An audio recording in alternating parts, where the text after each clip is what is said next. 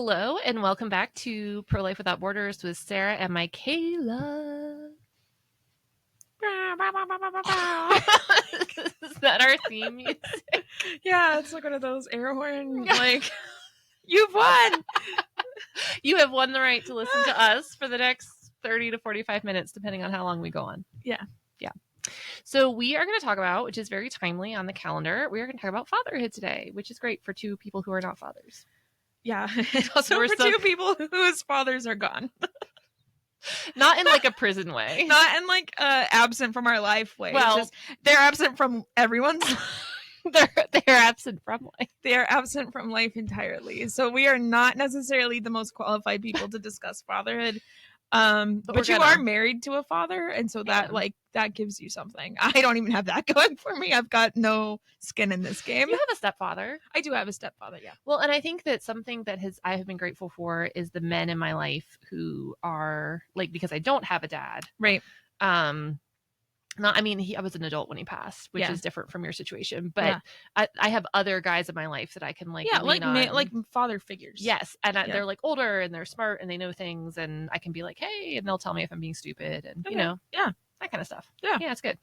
Spiritual fathers. Yeah. So we're gonna talk about dads. We're gonna talk about the importance of dads, and sometimes I get really fired up, and I did a little bit in the last podcast, but I get really frustrated when we have young women who are coming in and they're struggling, and like they're either considering abortion because they don't have money, they don't know what to do, they can't handle it, or because their boyfriend's telling them to have an abortion, or the boyfriend's taken off, and it just really grinds my gears because it takes two to tango, in the words of my grandmother. Yeah, that's a sex reference, in case you weren't sure. I know, I understood the reference.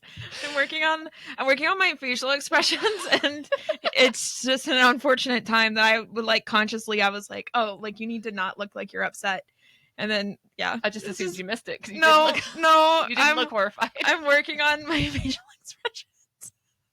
I'm trying to like look just kind of like overall a little bit more pleasant. So not related to the podcast. I was a couple weeks ago. I was in Allentown doing a tour. No, that's too bad. I'm just kidding. Allentown's fine. No, I grew up near there, so it was actually really sweet to go back and like see some stuff, and got to ride my little bike past like Billy Joel Steel song and Allentown. There's a Billy Joel song about Allentown? Pretty sure. There's one about Wheeling. No, this one's about Allentown. I'll have to look it up. Yeah. What were we talking about? Oh, I was in Allentown and we were doing, facial expressions. I was like very uninvolved. I felt bad. I was like, I'm out here, but I don't know that I'm actually contributing anything. Yeah. The executive director in Allentown was doing a tour with like legislators and stuff. Uh-huh. And one of them said that like she'll be on the floor and someone will say something and she'll roll her eyes and she'll get a text from like another rep being like, you're on camera. Yeah. And I'm like, that's Mikayla. I'm working on it because I am aware that I have a glass face. Yeah, resting brat face would be like the term for it. No. Yeah, no. Like I sometimes look like, like the emoji where like the eyebrows are hurt, and it's just like, I feel like that's kind of how my face looks, like by default. And then I do have a very expressive face, and so that's where the glass face comes in. Is I've learned to control my tongue for the most part. Not like it's gotten way, but I've experience. Like it used to be so much worse. It did. And like I've gotten to the point where like I know when to genuinely shut up and what I can get away with and what I can't. Mm-hmm. My facial expressions are still, and I don't think COVID helped. Like I think like wearing a mask, like I got away with a lot. Now I have to undo it. So you know how women are always complaining about men telling them to smile more? Yeah. I have literally never had anyone tell me that because I am always smiling. Oh, no, I'm like that person. Like I have the gas pump, and it's like, you should smile more. You have a nice smile. And I'm like, no, I'm always happy. Even when I'm mad, I'm happy. Like, I always look like I'm just incredibly ticked off. I could be super happy and I look mad. And it's actually a problem because when I'm biking, I'm really happy. So I'm always smiling and then I get bugs in my mouth. Because I'm riding along like this. Not a problem I have. No, I'm trying to be more mindful of my facial expressions. I also have a friend who we make fun of him. He has a similar problem, but he looks sad all of the time. Aww. And so I pointed it out. I was like, "Why you look like someone shot your dog, like all of the time." Like, it's like that kind of sad. Like, it makes me That's like I'm going to sad. tear up thinking about how sad he looks. And so everyone's always like, "Are you okay? Like, are you okay?" And so he finally asked a male friend, because I guess maybe he thought I was being like, I don't know, too dramatic. So he had to like go Never. verify with his male friend that like, "Hey, do I look like someone shot my dog all the time?" And our male friend told him that you have a pained countenance. And so now we call it pained countenance syndrome, or his PCS.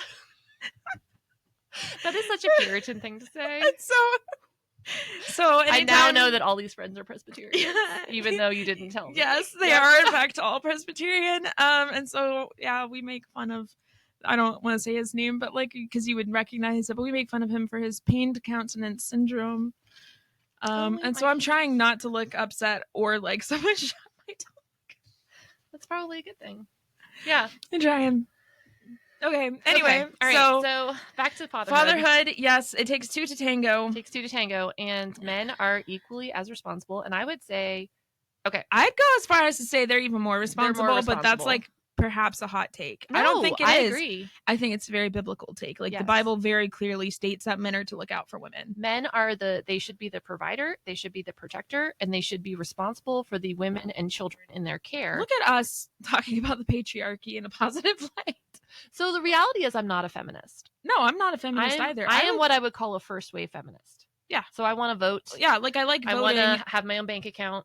Yeah, I like being paid the same amount for. Well, we're not, but for like a man in the same position. See, honestly, we're not there yet, but I like the idea. I like the idea. If I had the exact same position as a man and I was doing the exact same job, I like the idea of making the same amount of money, even if I don't. I don't want to have to go to my husband or father to make a financial decision. I like the prospect of owning land. I don't own land, and I doubt I ever will. But I like. Good for you. I don't. That's but I like I'm smiling all the time. I like the idea that I could own land if I didn't have a career in the nonprofit world. Not that I want to, but I think women should be able to initiate divorce proceedings. Yeah. In fact, the rates of domestic violence, my understanding is they went down significantly when that became a right. Yeah. Because it's really hard to leave your violent husband if you don't have the right to initiate divorce. And that women should have the right to retain custody of their children in the event of a divorce. Yeah. So yeah, those are the things I'm a fan of. However, I actually grew up in kind of a patriarchal church. Yeah, I did. Yeah, we both did. 100%. And so I think I see the value of men being in that provider protector role. And we will talk about dads as stay-at-home parents. I don't think that's a bad thing. I'll explain why. Because you can still be the provider and protector and the stay-at-home parent. But we're going to talk about some dad stuff. So the first thing I read, which I was really excited about, is that the proportion of children living with resident dads, so dads in the home, is at a 34-year high. Woohoo! Yeah. So this is from the National Fatherhood Initiative, and we have some stuff for our dad's program from NFI. He said, what is the best piece of news that we could receive? And he said, if you said something along the lines of the proportion of children living with their dads is higher than any time in the past 30 years, you're spot on. And it says, when I saw the release of 2023 data right before Thanksgiving, calculated the proportion of children growing up with a resident dad, a huge smile erupted, followed by a fist pump. Why that reaction? The proportion of children growing up with a resident dad is at its highest since 1989, which is when I was 2. Slightly more than 3/4 of children today, 75.9%, or 54.5 million, can count a resident dad as a housemate. 75%. Or really 76%. Yeah, that's a pretty, like, I'm not gonna lie, I would have thought it was way lower. Yeah. No, I was actually really excited to see that. Yeah, like that's good. I mean, I'd prefer that everyone would be married, but having residential dads, it's a good thing. Right. And the thing is, my understanding, and I did not dig into the study, my understanding is that resident dad does not mean a unrelated male in the home. Okay, so they're not counting like a stepdad. Okay. Or a boyfriend. Yeah, so this is father of the baby. Yes. Okay. Yeah. Wow. And it's not that men, and we already talked about this earlier, right? Even as adults, it's great when men step up and are providers, protectors, instructors, discipling younger people. Yeah. And so it's not that a man can't step into the dad role, and lots of men have in amazing ways. Mm-hmm. But it's also a fact that most violence against children is perpetrated by unrelated males in the home. Yeah, I was gonna say, like, in an ideal world, like, fathers of babies would be with their babies. Yes. Yeah. And a father is going to, a biological father in many cases, although not all, because there's plenty of adoptive dads. My husband is an adoptive dad. Yeah. Who just love their kids regardless of their biology. But typically a biological father is going to have more of an attachment. And there's also a big difference between an adoptive dad and a live-in. Yeah, I was going to situationship. say, like, I would say that there's a big difference between someone who has gone through the steps of becoming an adoptive parent, in which Right. case, And then in and this in my case, this opinion, would you're just a apply. parent. Yeah, because like, then you become the resident dad. yeah, So they're not talking about adoption. The unrelated male in the home is not talking about adoption, and I probably phrased that very poorly. It's talking about like a boyfriend. oh, okay, kind of okay, yeah, situation. yeah, okay. Yeah, so like they're not. This article, my understanding is not saying, oh, there's a boyfriend in the home, therefore there's a resident dad. Right. No, they're not saying that. So the father So it's in some question sort of is biological, legal, adoptive, yeah. guardianship, whatever. Okay. And a stepdad can become the adoptive father. Yeah. You know, and that happens quite a bit. But it's not. They're not saying, oh, it's a stepdad, so it counts. All right. Anyway, that was very long, and maybe it didn't make sense. I apologize. When I flipped that framing of the data to examine the proportion and number of children growing up without a resident dad, children that NFI, National Fatherhood Initiative, and our partners work tirelessly to connect with their dads, my smile widened further. The proportion and number of children growing up without a resident dad are at their lowest. A primary reason for this great news is the dramatic drop in Black children that are growing up without a resident dad. In 2023, 47.5% of Black children lived without a resident father.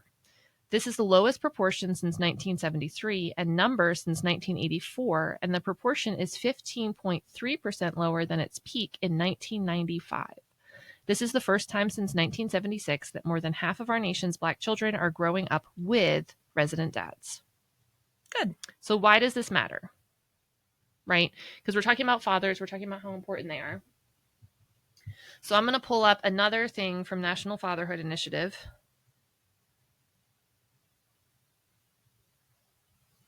It might take me a second. Yeah, I was like, what is happening? No, I had it on my computer, and then I forgot to print it because it was a PDF and it wasn't like in my Windows. Okay. And then I really wanted to share it, and I got super excited. So now we have to like awkwardly sit while I figure out why it matters. Because I think we have to talk about, like, we talk about, oh, dad should be in the home, dad should be in the home, dad should be in the home, but we have to answer the question why. And we can talk about it anecdotally all day long, like, oh, kids should have two parents, like those kind of things.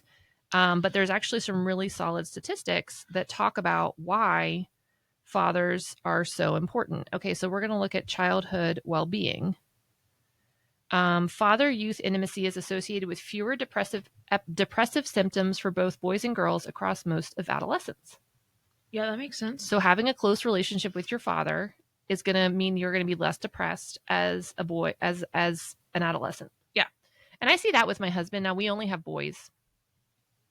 So I'm sure it's different if you have a girl, but like they are, and I don't know, maybe it's because they're boys. I don't know. But they, like, when they are upset about something, like, they kind of want to talk to him more than me at this point, like the older two, the teenagers. Yeah. And I think it's because, like, he gets it. Yeah. To be fair, if I were upset about something, I'd probably want to talk to Anthony. Going on to the next thing. It's true. He's nicer than I am. Yeah, I was like, Anthony's actually like kind of nice. He's like, he's not nice to me, but like I think deep down he would be. He feels nice. He's not going to tell me that, but like he feels it in his heart. Deep he down. loves you like a little sister. I know. That's why he's so mean to me. Can you imagine if a boy ever did you wrong and you called Anthony? Oh yeah. Like, he was ready. Remember when the whole mess with you came? He was ready to go down there. Oh yeah. Yeah. He was like, I can fix this. And you were like, please stop him. No, and like, to me, since we're talking about, like, I would classify Anthony as like one of the men in my life that, like, if something were going down, because he has, like, whenever, like, we had a really hard situation just like earlier this year. And I remember, like, Anthony, I think, was the first person to, like, other than you and my pastor, because those were the people I called, like, Anthony sent me a message and was like, do I need to go down there? He was like, we ride at dawn. Yeah, he was ready to go. And I was like, I don't think legally we're allowed to. And he's like, I didn't ask. Yeah, I was like, he was ready to go. So yeah, I'd classify him as one of my trusted homies. That's awesome. No, he's got your back. He'll pick on you. He's Yeah, got your but back. yeah, he does relentlessly bully me. Fathers' play in the early years can positively contribute to children's social, emotional, and cognitive outcomes. And that's something I've noticed as a mom is that Anthony plays with our kids very differently than I do. Yeah. Like I want to like cuddle and like let's read a book Yeah, and you're let's not like go. body slamming them Yes. onto the floor. Anthony comes into the room with Jonathan and like he's like flying through the air and like lands on the bed. Yeah. And Jonathan's like cracking up and I'm like, this is terrifying. Yeah. My dad has a girl, he was a girl dad, so like growing up there were only girls, you know, it was just my sister and I. And he was a very good girl dad. Like my dad did our hair. He was like like he was the hair braider of the family. But I do like remember I feel like he played with us in some ways just like he would with like any kid, which was being body slammed onto the bed. And you're like laughing, Yeah, but you can't and we're breathe. like, this is the best. And like your mom's probably like he's just like picking us up and just like body slamming down onto the bed. And I'm like, looking back, like, interesting. yeah, dads are different. They interact They're differently different, with their kids. All right. The father, this is the one I wanted. The father absence crisis in America. And this is also from the National Fatherhood Initiative. Yeah. Research shows when a child, and this is research, okay, this isn't just people saying it, this is research. When a child is raised in a father absent home, they are affected in the following ways. There is a greater risk of poverty. That's, you only have one income earner. You only have statistically would make less than a man. Yep. And then that mother who is raising the children is also trying to like keep the home fires burning and keep kids in school and keep kids running here and there. And so it's a lot for one person to take on. More likely to have behavior problems. I know I was way more likely to listen to my dad than my mom growing up. Yeah, that's fair. Greater risk of infant mortality. More likely to go to prison. More likely to commit a crime, which seems like those two things go together. Yeah. More likely to become pregnant as a teen. More likely to face abuse and neglect. And I think that's and it's not saying anything bad about moms. But like when you're you're a single mom, you're stressed. Well, and also like your relation as a woman who had a dad, like I think your relationship with your dad as even, you know, as a teenager informs the way that you interact with men in general. And the way that you interact with men in general is going to inform your romantic relationships with them. And that's going to impact things like teen pregnancy and abuse and domestic violence. Yeah. So, yeah. More likely to abuse drugs and alcohol, more likely to suffer obesity, and more likely to drop out of school. Those are all. The obesity thing is kind of random. Kids who have only one parent in the home, and usually it's a single parent. Single mom, okay. So they're that and like nutrition is probably down a little bit because of like assistance and whatnot. Yeah, so nutrition is not as good because mom doesn't have time to cook. She doesn't have time to shop. She doesn't have money. Okay, and then on top of that, mom's at work, so they can't go play outside. Yeah, that makes sense. And then we have the flip side. This is the other one I thought I printed but did not. Is the strengths of fatherhood presence. Children with involved fathers have a strong foundation for child well-being. They are at lower risk for infant mortality, low birth weight, emotional and behavioral problems, neglect and abuse, injury, obesity, poor school performance, teen pregnancy, incarceration as juveniles, alcohol and substance abuse, criminal activity, and suicide. So all those things go down when your father is involved.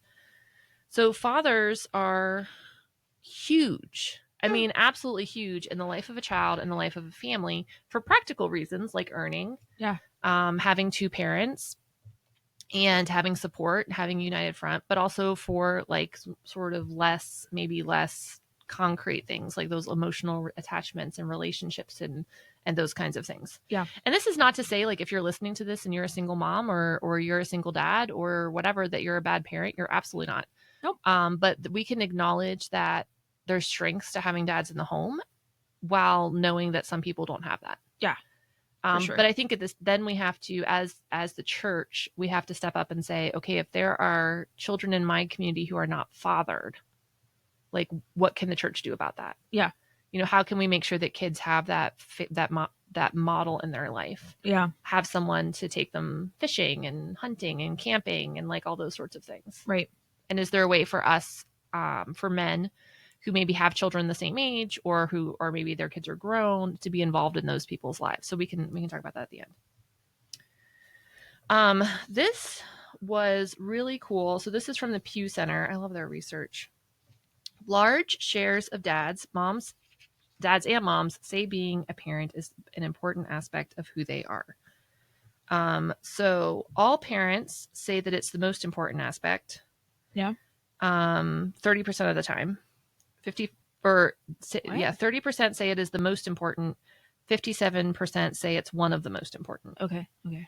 And for fathers, 24% say it is the most important aspect of who they are as a person, and 61% say it is one of the most important.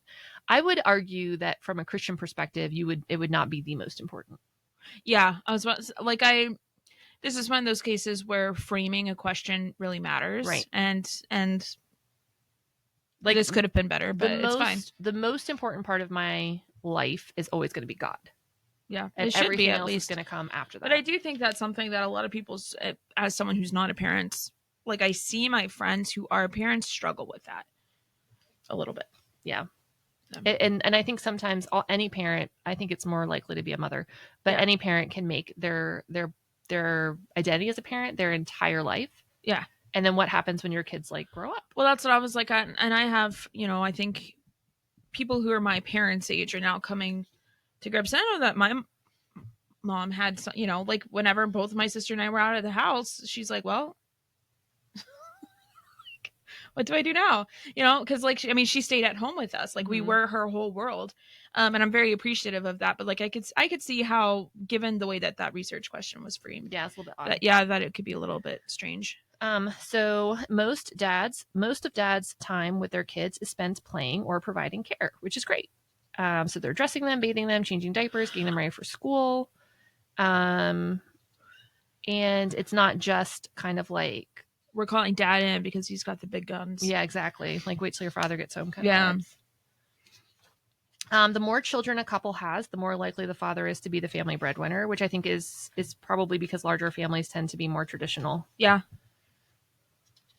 And fathers are more likely than mothers to feel judged by their spouse or partner for how they parent their children. Well, you know what? Like, sorry, babe. Yeah, women can be kind of judgy, I'll be honest with you. Like sometimes you look at the way your husband, I have to remind myself, like, he's not doing it wrong, he's just doing it differently. Well, I also think that like legitimately women have, we know this from science, like women have certain intuition that men don't. Mm-hmm. And that's not the men's fault. They can't help that. They're biologically at a that loss. They're just biologically at a disadvantage for motherly instincts. Yeah, you can't have motherly instincts if you're not a mother. Yeah. Dads place a high priority on children becoming honest, ethical, and hardworking. Majority of dads say it's extremely or very important to them that their children be honest and ethical, 93%, hardworking, 87%, and ambitious, 64% as adults. Large shares also say it's highly important that their children become adults who help others in need and are accepting of people who are different from them. So those are all things that we want our kids to have and be. Yeah. And it sounds like dads are the ones that are really pushing that. Yeah. So this is where I got kind of excited.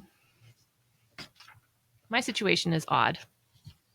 So I would say you grew up in a more traditional way. Your dad was the breadwinner. Yeah. Mom was the stay-at-home parent. Yeah. Yeah. Did your mom work at all when you were young? I know she worked, obviously. No. Like she didn't sit on my the mom, couch and nope, watch soaps. She never had a quote job. Right. When I was older, she was much more involved with helping my father in their mission work. Mm-hmm. So like once I was in high school and my education was less hands-on and was more like oversight, she was much more involved with helping my dad, but she still she never had a quote job. Right. So she did not get paid for the work that she did. No, she was just helping my dad. Okay. So this is an earnings analysis.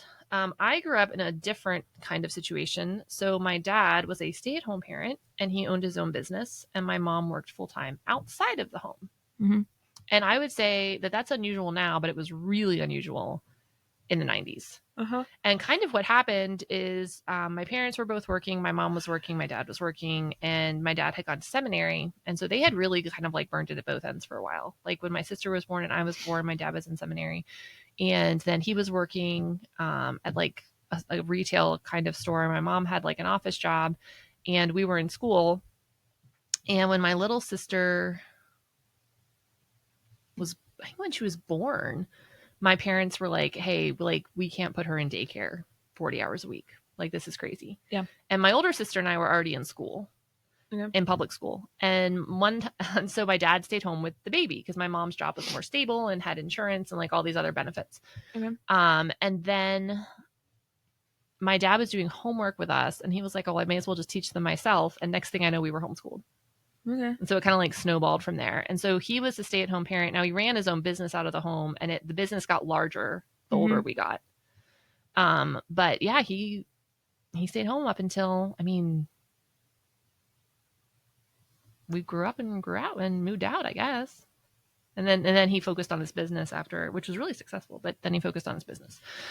So in all marriages, and these are opposite sex marriages in 2022, 55% husband is the primary or sole breadwinner, 29% the breadwinning is egalitarian, so both are more or less equal, and in 16% the wife is the primary or the sole breadwinner. But when you have 4+ children, 69% of marriages the husband is the primary or sole breadwinner, 18% it's egalitarian, and only 13% the wife is the primary or sole breadwinner.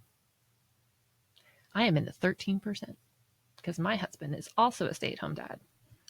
And I found this article. 1 in 5 stay-at-home parents in the U.S. are dads. So that number has definitely come up in the last several years. And my husband is a stay-at-home dad. Our situation is a little bit different because he was working and I was staying home until he got hurt at work.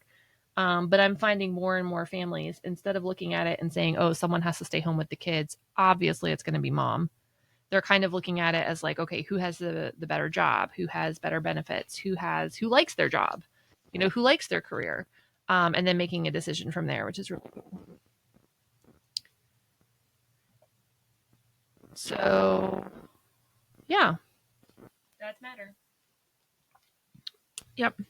And one of the things that we have done and a lot of pregnancy centers are doing is really working to meet with, talk with, bond with, and encourage dads. Yeah, I was going to say, I think in pregnancy help as a whole, there tends to be a big focus on, well, let me back up. In the pro-life movement as a whole, the focus is on the mom, right? Oh, yeah. And pregnancy help makes perfect sense because, well, only moms are pregnant. So, things like pregnancy tests and ultrasounds and kind of like those default services that pregnancy centers offer, of course, are oriented towards women. And so I think as a result, we do sometimes as a movement tend to leave dad behind. And that's not good. Like, we've just gone over how important dads are. And so we need to come alongside them. And so I've been encouraged to see we have a fatherhood program, and I know other pregnancy centers have started incorporating that into their services as well. Yeah, and a lot of them are more developed than ours. I would love to see ours go way beyond where it is now. Yeah. Right now, we're actually in between dad coordinators, because my first thought was when we were talking about this, like, oh man, like, it would be great if we could have interviewed Smitty. We could have just made Smitty come back to work. And been like... So our fatherhood coordinator retired. We miss him so much. Yeah, it's fine. I love you, Smitty. Smitty, we miss you. We miss you, Smitty. And we are working to hire someone. We hopefully will have someone very soon, but we don't have them yet. And it's actually been really tough because it's like something that none of the rest of us can do. Yeah, I was like, we're not fathers. We're not even men. So we really, like, there's Two strikes against us. Yeah, I was like, there's very little that we could, we could provide resources and we could talk at them, but like, we don't understand. Well, and to sit for a woman, whether or not she's a parent, to sit across from a man and tell him how to be a father is pretty. Yeah. That it takes a lot of chutzpah. That we just like it. I think it's just not the move. It's really disingenuous. Oh, well, that's the thing. I was like, because I would just be parroting information. Like, I genuinely will never be able to understand. Just like men will never be able to understand what it's like to be a mother. We cannot understand what it's like to be a dad. And so we could limp along and get by if we needed to, but we actually just need Smitty back. Or someone, but I'd rather just have Smitty. I miss Smitty. Our new fatherhood coordinator is going to watch this and be like, Be like, wow. Did they even like me? And the answer is going to be like, you were probably fine, but you're just not Smitty. Yeah, no one else ever going to be Smitty. No. We'll still like the new guy though. Yeah, I guess. I don't know. We'll try. To be determined. I'll report back. We'll do our best. And so, yeah, like guys need a guy. Yeah. That's willing to come alongside them and do the guy thing and be a guy and be a man. I don't even know what they do. And yeah, like whatever it is that men do. Whatever it is, just do it, man. Well, I was having a conversation with some of my male friends because one of them asked, they were like, do girls like talk to each other? And I was baffled. Yes. I just kind of like looked at this message for a bit and I was like, yeah, we do. Like, where is this going? And he was just like, yeah, men don't do that. Like we don't really talk to each other that much about anything, certainly about nothing of great importance. Oh, you know what? My phone is constantly buzzing with my friends messaging me and talking to me, and sometimes it's serious stuff. Yeah. And I would say that while my husband does have really close relationships with men his age or in his age bracket, they do not often engage in chit chat. No, and I think, I mean, it could also be a demographic thing. Like, I'm younger than Anthony. Mm-hmm. And so, yeah, like the men aren't talking to each other. They're like, no, we don't. They should probably start that. And that's what I was like. So honestly, like some of my male friends were just like so interested in the fact that women talk to each other. And I was like, yeah, like all the time. I live stream my consciousness to my girlfriends every day. They just get a live stream of what I'm doing that day. Yeah. And isn't that, I thought that's what I'm thinking about. Yeah, I was like, oh, what should I have for dinner? And should I cut my hair? And like just, and then of course, like we have very serious conversations. And a lot of my friends are also single. And so we also like give each other the heads up, you know, like don't date him. Well, yeah, we're like, yeah, like he's living free and in the wild. Don't say yes. Actually, yeah. I'll have a story to tell you after. I don't want to put it on air because I'm like, just in case. But yeah, this would be the episode that goes viral. Yeah, and you're getting called up in front of Synod. Thankfully, this guy's not RP, so it's fine. Oh yeah, you're fine.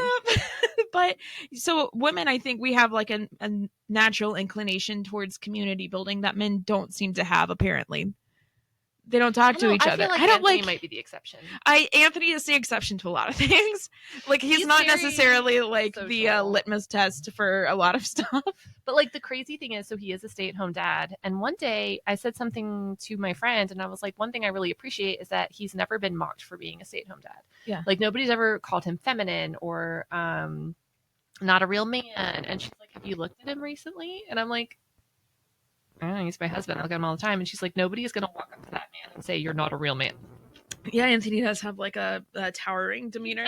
He does not have a pained countenance. He looks like he could pain your countenance if you grasped him. You know what I mean? Like, I mean, he's a volunteer firefighter. Yeah, I was like he's a farmer, tall. He's kind of like he's just like strangely always kind of dirty. I don't really know how to explain it. Like he's always working. Yeah, that's what I was like. He's slinging various large things around. Yeah, so I was like, he's covered in formula and car oil, and you're like, okay. No, one time I came home from when he first. So it was a weird transition. I was actually talking about this with a friend of mine last weekend. It was such a weird time in our marriage because when we got married, like we were very clear up front, like I was going to be a stay-at-home mom, he was going to be the working parent. Like. Separation of church and state, right? Like you're going to stay home and take care of the house. I'm going to go out and work and I'm going to take care of the yard and the cars and like very traditional.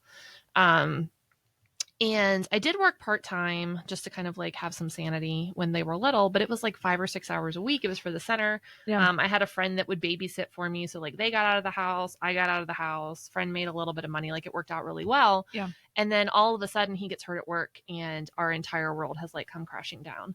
And he's hurt. There's a zillion things he can't do in or out of the house. And now I'm like, for the first time in my adult life, having to look for a full-time job. Mm-hmm. And then I got pregnant with Zeke. Yeah. So it was a really crazy time in our lives, but he's really risen to the challenge of like being the stay-at-home parent. Mm-hmm. And there's definitely things that like I would do differently, but there's also things that like opportunities our kids have had because he's a stay-at-home dad that they wouldn't have had with me. Yeah. Which is neat. But yeah, pregnancy centers across the nation are working hard to encourage dads to step up to the plate and be there for their kids. And whether or not they get married, to be there for the mother of their children in a way that's appropriate. Now, obviously, we'd love to see people get married. It's not always possible. But the reality is that men have to, I'm not even going to say encourage, I'm going to say require other men to step up to the plate. Yeah, that's the thing is like at the end of the day, and I mean, I think part of it goes back to we can't understand. And also I think men just like need to hear it from men. Iron sharpens iron. Mm-hmm. And so if you are a man, you should be calling out and helping out other men. Yes. Like one, you need to man up. So if you're listening to this and you're behind on your child support, man up.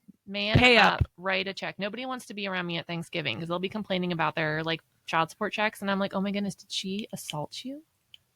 Did she become pregnant against your will? And they're like staring at me like, what are you talking about? And I'm like, yeah, pay the check. Pay up, or be there if you can. Yeah. Like whatever the circumstance. Be there for your kid. Do what you're supposed to be doing. Be there for your wife. Like love your wife, yeah. Protect your wife. Do the hard things that she doesn't have to. Anthony took the toddler to the dentist this morning so I could sleep in.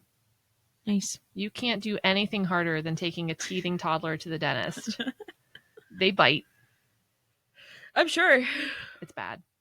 So, don't mind me. I'm just You're like, I need a nap. Honestly. But no, like men should step up, and then also they need to encourage each other and call each other out, Mm-hmm. because it's way more effective than a 29-year-old unmarried woman trying to do it. Right. So I also love seeing like male run organizations. So Yeah. Trail Life is like one of my favorite organizations. It's entirely run by men for boys. Yeah.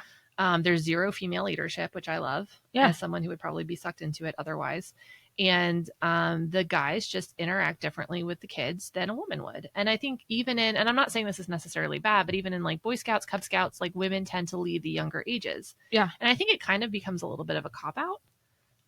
Women tend to be Sunday school teachers. Women tend to be elementary school teachers. Not always, but the majority. Yeah, it was like we're naturally inclined to nurturing roles, right? Which is why you see more female nurses and Yes. teachers and things like that. Yeah, but seeing men step up to the plate with 5-year-old boys is phenomenal. Yeah.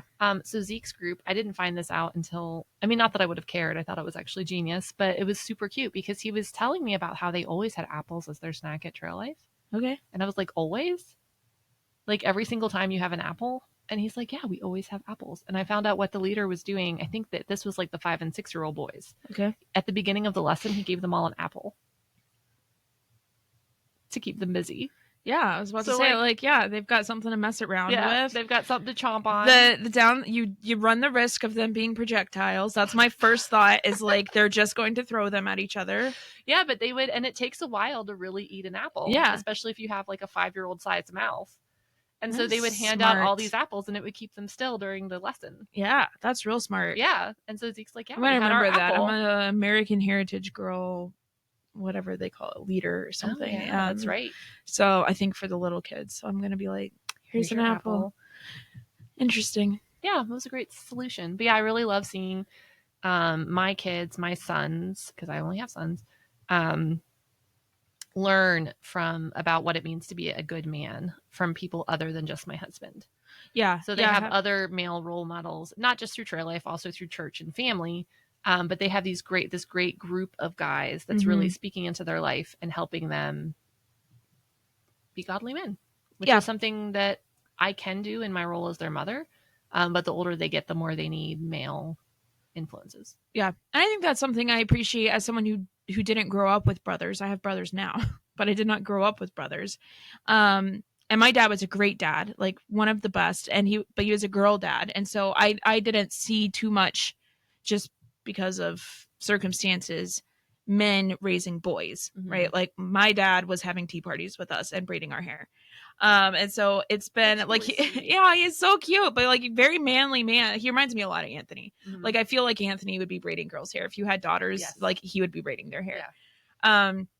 So it's been really cool for me to see men in that kind of a role, just because I only grew up with sisters. Well, and I also only grew up with sisters. And Yeah. so being launched into this world of maleness is Yeah. sometimes a little bit. See, I still get the benefit of like being alone. And so I'm not necessarily in the world of maleness. I'm just like, I observe from outside. And I'm It like, is rough. that's really nice. It is rough. We went through an entire season. Girls don't do this.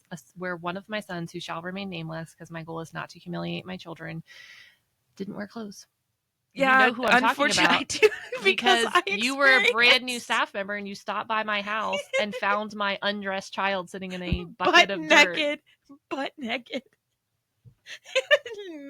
No clothes. Mm-hmm. Not an ounce. One time we found his underwear. Like, they called us from the church and they were like, "Is this your son's underwear?" Because he left them in the fellowship hall. And I'm like, "You were wearing them when you left the house.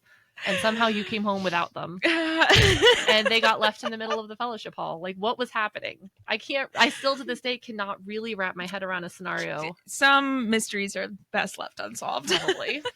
No, I've enjoyed like getting to see men be fathers and raise their sons and hanging out with small children that are male.